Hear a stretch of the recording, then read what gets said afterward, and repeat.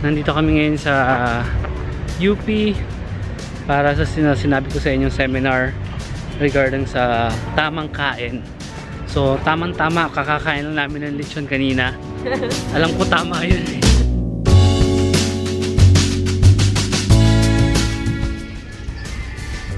Good morning. How are you today? Malabas ako ngayon.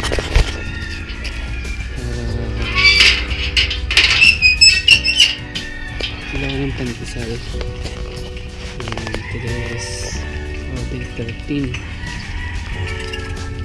Yes, day 13 ng vacation namin. So ngayon bibili ako ng pandesal for breakfast. Mag-ingat sa pandesal. This is a typical Nangka morning. School dyan. Ayan na yung pandesal na binili. Ayan, kumakain na kami ng breakfast ngayon. Rocco is here.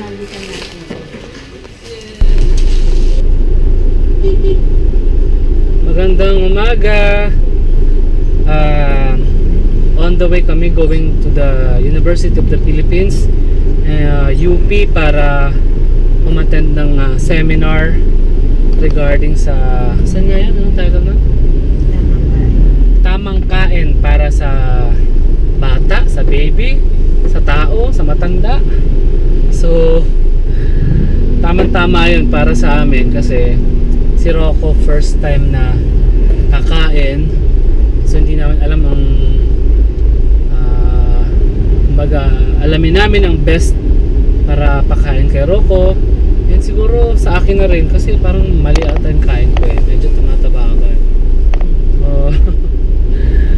baka may marami ako matutunan doon. So yan, so before pa yan nagpa-registered na kami yan sa Abu Dhabi, so naka-schedule na talaga kami today. Yan, so siguro dun sa mga hindi rin alam o may mga baby din na hindi alam kung paano papakain, or may mga anak kayo na medyo mapili sa pagkain, yan, tamang-tama yung seminar na yan para sa inyo or para sa atin. Dito kami ngayon sa Tumana area sa Marikina.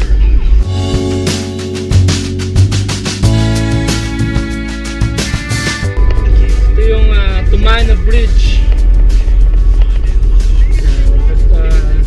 Famous for baha.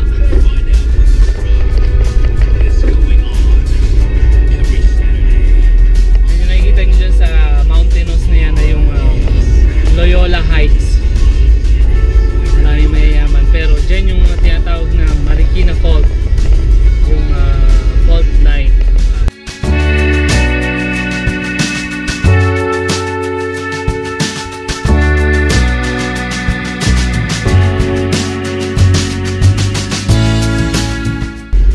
Yung part na galing ka sa malalaking bahay, tapos ito yung bumad naman sa'yo dito after.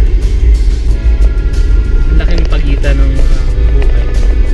Tapos papasok na pala tayo sa Emi, bitukan ng manok. Ayan, tarik na tarik pa dito sa galing ka ng Tumana papunta ng UP. Yan, masyadong tarik to. Ayan no, sobrang tarik ko. Dapat mabagal ka na lang dito.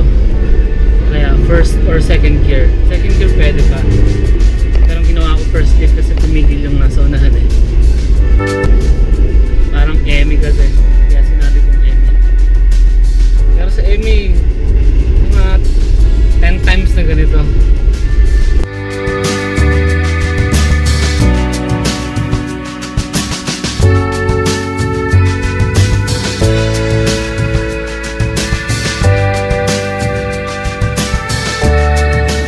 Nandito kami ngayon sa Cubiertos sa Balara. Yan, so ang specialty daw nila dito yung mga lechon, sibo lechon, boneless. Yan. So, yan, dito kami. Style dito Kubo and parang ano lang, nasa beach ka or something, nasa probinsya. Pwede kayo kumain dito ng Boodle Pie. Boodlicious. Yan, na-order na kami. In-order namin Cebu lechon and kangkong with liempo. Puro karne. Kaya nananaba na si Nikki. Kung gusto niyo naman ng wagas na merienda, wagas yun. Pancit bihon, yan. Wagas. Merong nag-celebrate ng wedding reception nila dito. Masal sila. Best wishes. Kaya may style nila dito, kubo-kubo, ganyan. So pag medyo marami kayo, doon kayo sa gitna, sa kabila din, kubo. So parang bahay lang din ang dating dito sa UP Balara. So kung gusto niyo man ng fast food, meron sa area na yun. Ayan yung Cebu lechon, boneless lechon nila. Mukhang masarap. Ayan yung kangkong na may liempo. Mukhang masarap. Specialty daw nila yan. Hindi kita ibibigyan lang. Only rice pala yung pagkain dito. So kahit ilang beses ako umorder, siguro papagurin ko si... Anong name mo? Carla po.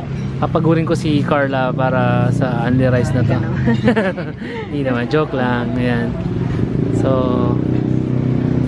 ayos. Enjoy ang lunch namin dito sa Cubiertos, diba? Kain na kami. Tara, kain tayo ng lechon. Cebu lechon. Tikman natin. Ayan, tapos namin kumain. Ayan, kinain namin yung kangkong with liempo and lechon Cebu. Pwede na rin for lunch. Okay din yung lugar. Parang mga kubo-kubo ang style and relaxing. Maraming puno. Yun ang kagandahan dito. And yung pagkain, I can rate into 10, mga 7. Yung lechon, masarap din. And yung liempo, masarap din. Yung liempo na gusto ko. And yung kangkong, yan. So, yun. I can recommend yung Cubiertos.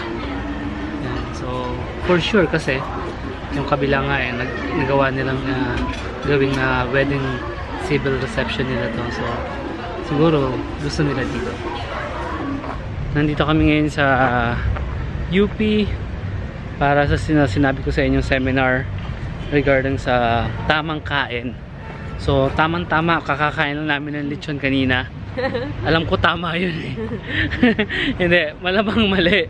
Kaya mag-aaral kami ng mga tamang kain. Kasi ito mo naman yung katawan namin, no? Maling kain ata itong programa na ginagawa ko. Kaya nandito kami sa UP para mag-aral. Sa first time na mag-aral ako dito sa UP. It's a seminar. So parang UP student na rin ako. Ayan, tingnan nyo, dito kami sa may Sunken Garden, the right side. Ayan. Then dito kami sa Palma Hall. Palma Hall o Benitez Hall? Benitez Hall, yan. So let's see kung anong matututunan ko dito sa mga kalokohan ni Nikki pag-aaral ito sa mga tamang pagkain. Kakakain lang namin na mali eh. Lechon and liempo. Sige, dito na kami.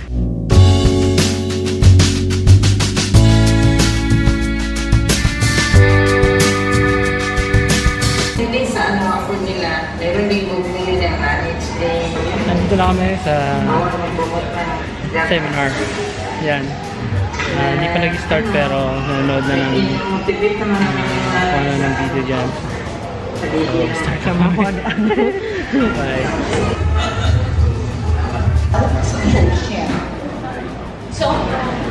Break time naman kami ngayon. Kakain daw sa labas. Siguro ano to, masustansyang pagkain. Ayan, ang dami ko rin natutunan ha. Ang dami rin tao sa likod oh. Ayan. Ayan, sa labas ng mga tao. Kakain kami. Ano kaya yung mga lechon? Ayan, yun yung sinasabi nilang pink. Pink juice. Ayan, ito yun. Pink. Bakanin mo to.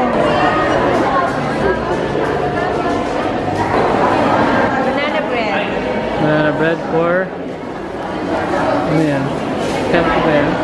So ako bumibili pa ng t-shirt. Nalo pa si Nikki ng raffle. Masaya.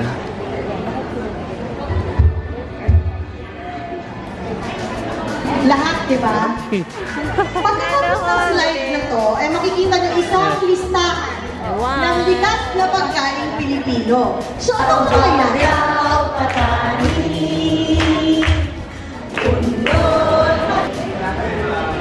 Basta kami. Pangina.